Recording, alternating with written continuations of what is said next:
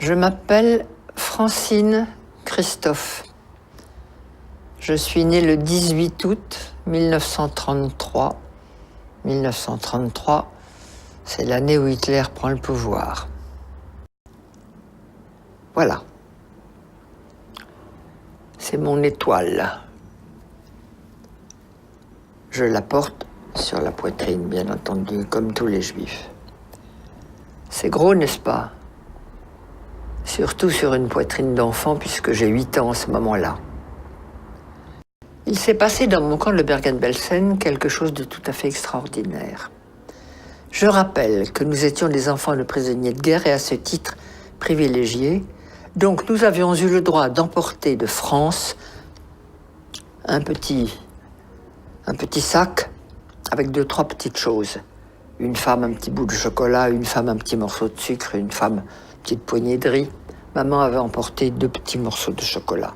Et elle me disait, on garde ça pour le jour où je te verrai vraiment complètement par terre, fichu. Je te donnerai ce chocolat, il t'aidera peut-être à remonter. Or, il y avait parmi nous une femme qui avait été déportée alors qu'elle était enceinte. Ça ne se voyait pas, évidemment, elle était si maigre. Mais n'empêche que le jour de l'accouchement est arrivé et elle est partie au revire accompagnée de ma mère qui était notre chef de baraque. Et avant de partir, ma mère me dit « Tu te souviens que je garde un morceau de chocolat ?»« Oui, maman. »« Comment te sens-tu ?»« Bien, maman, ça peut aller. »« Alors, si tu me le permets, ce morceau de chocolat, je l'apporterai à notre amie Hélène, parce qu'un accouchement ici, elle va peut-être mourir. Et si je lui donne le chocolat, ça l'aidera peut-être. » Oui, maman, tu le prends.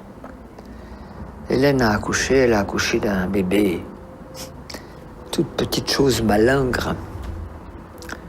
Elle a mangé le chocolat, elle n'est pas morte, et elle est revenue dans la baraque. Le bébé n'a jamais pleuré, jamais, pas même Jean. Au bout de 6 mois, la libération est arrivée. On a défait tous ces chiffons. Le bébé a crié. C'était là sa naissance. Nous l'avons ramené en France. Tout petit truc de 6 mois, minuscule. Il y a quelques années, ma fille me dit « Maman, si vous aviez eu des psychologues ou des psychiatres à votre retour, ça se serait mieux passé pour vous. » Je dis sûrement, mais il n'y en avait pas. Plus personne n'y a pensé, même s'il y en avait eu. Mais tu me donnes une bonne idée. On va faire une conférence là-dessus. Et j'ai organisé une conférence sur le thème « Et s'il y avait eu des psys en 1945 à notre retour de camp, comment est-ce que ça se serait passé ?» J'ai eu beaucoup de monde, des anciens, des survivants, des curieux, et puis beaucoup de psychologues, psychiatres, psychothérapeutes, tout ce monde-là venait. Très intéressant. Chacun avait son idée, c'était très bien. Et puis il y a une femme qui est arrivée et qui a dit « Moi, j'habite Marseille. Je suis médecin psychiatre.